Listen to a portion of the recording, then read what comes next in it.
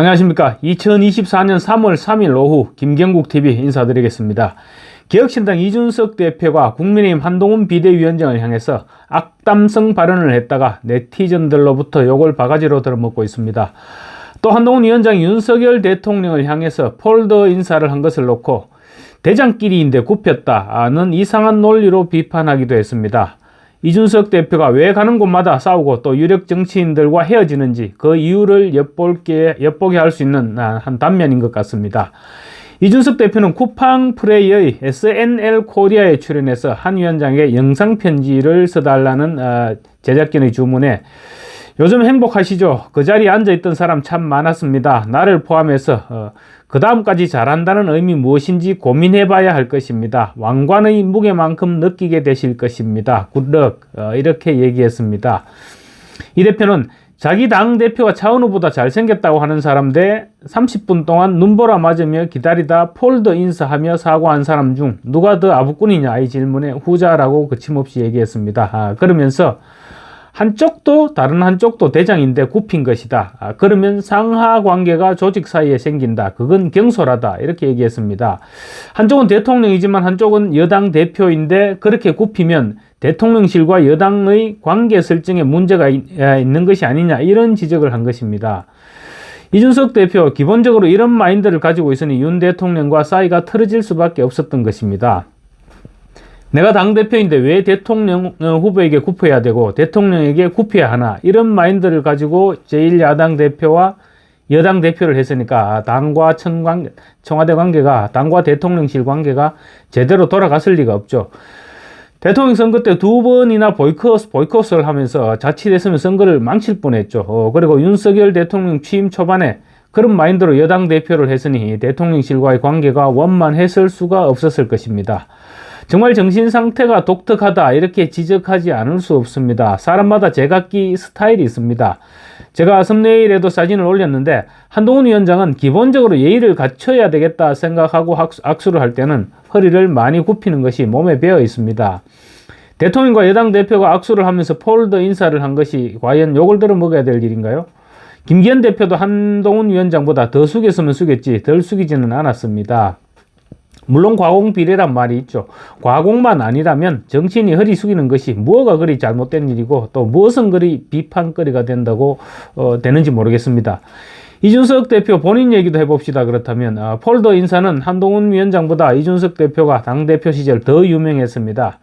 한 위원장이 대통령을 만나 폴더 인사를 했다고 요구했는데 자신은 제1야당 대표 시절 문재인 대통령이 등을 두드리자 급히 돌아서서 90도, 100도 정도 꺾는 폴더 인사를 했었습니다. 이준석은 야당 대표 시절이던 2022년 3월 30일 서울 종로구 조계사에서 열린 불교 행사에 참석했다가 기가 막힌 장면을 연출했습니다. 문 대통령이 법회가 끝난 후 참석자들과 한 명 한 명 악수를 하면서 인사를 나눴습니다. 그때 뒤돌아 있는 이준석 대표의 등을 툭 치면서 악수를 건넸습니다. 이준석은 돌아서자마자 황송하다는 듯이 바로 허리를 90도 이상 굽혀서 인사를 했습니다. 야당 대표가 공식 석상에서 대통령에게 폴더 인사를 하는 장면, 당시 많은 보수 지지층들로부터 이상하다는 지적과 함께 비난을 받았었습니다. 그때 이준석의 좌파 본능을 눈치챘어야 합니다. 이것이야말로 국정을 견제하는 제1야당 대표가 대통령에게 지나치게 저자세를 보였던 것입니다. 그게 문제로 지적할 수 있는 부분입니다. 자기는 야당 대표 시절 대통령에게 폴더 인사를 해도 괜찮고 한동훈 위원장은 여당 대표로 대통령에게 폴더 인사를 하면 그게 안 된다는 말입니까? 좌파들의 내로남불 그대로 따라하는 것을 보니 이준석 역시 좌파가 맞긴 한가 봅니다. 한동훈 위원장이 최근 들어 개혁신당을 좌파라고 하고 또 위장합당으로 받은 정당 보조금 6억 6천만 원을 빨리 반납하라 이렇게 계속 독촉을 했던 것을 그런 부분들을 비난하고 싶은 심정은 이해하겠는데 자기 자신도 되돌아봐야 할 것입니다. 이준석 대표는 한 위원장을 생각하면 떠오르는 사자성어로 토사구팽을 꼽았습니다. 총선 결과가 좋지 않으면 한 위원장 역시 자신이나 김기현 대표처럼 토사구팽 당할 것이라는 얘기입니다. 아니 총선에서 패배하고 자리에 계속 앉아있으면 그게 이상한 것 아닙니까? 김기현 전 대표 왜 물러났습니까? 강서구청장 보궐선거에서 완패했기 때문에 물러나라는 압박을 받았던 것 아닙니까? 또 자신은 여성적 접대부가 있는 룸사롱에서 접대를 받았던 사실이 발단이 되고 그래서 무고 혐의까지 고발당하면서 품위에 문제가 제기됐던 것이지 당에서 일부러 쫓아낸 것은 아니었죠. 그런데 마치 아무런 잘못도 하지 않았는데 벌어졌다는 식으로 얘기하는 것을 보니 참 기가 찰 일입니다.